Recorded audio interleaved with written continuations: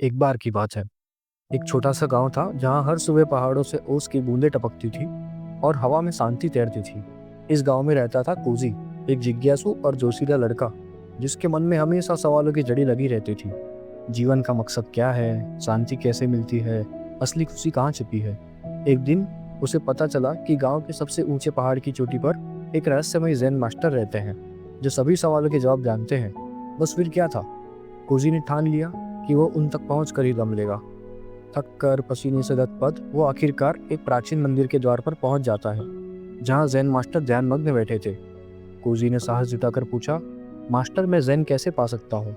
Master ने शांत भाव से देखा और बोले, 10 साल।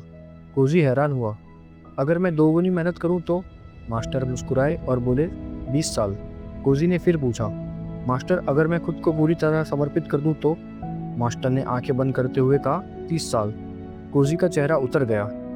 ये कैसा उल्टा नियम है मास्टर, जितनी मेहनत उतना ज़्यादा समय क्यों?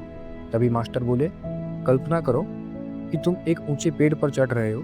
तुम्हारा लक्ष्य है ऊपर पहुंचकर उस मीठे रसीले फल को तोड़ना।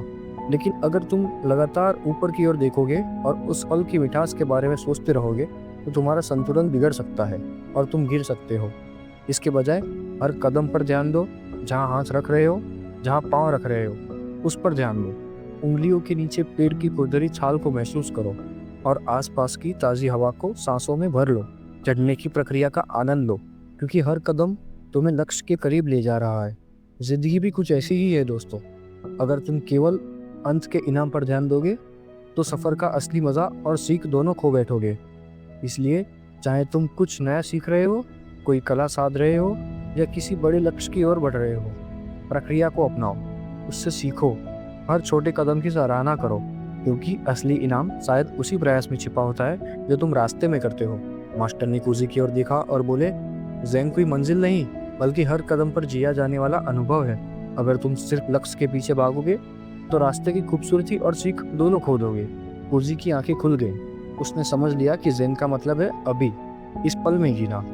चाहे वो पहाड़ की चढ़ाई हो, खेतों में काम करना हो या साधारण सी चाय पीते हुए हवा का झोंका महसूस करना हो। उस दिन के बाद कोजी ने धीरे धीरे पूरी मौजूदगी के साथ जीना सीख लिया और फिर ज़ेन उसके जीवन में अपने आप घुल गया।